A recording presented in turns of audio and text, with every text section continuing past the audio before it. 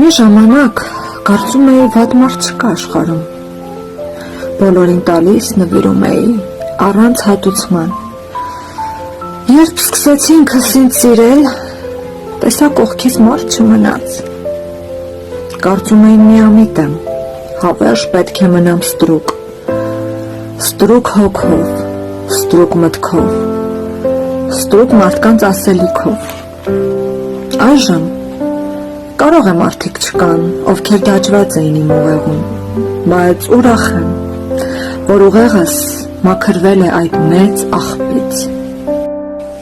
Այդ երբ դարձա իմ իջայլոց, որ տարիքում,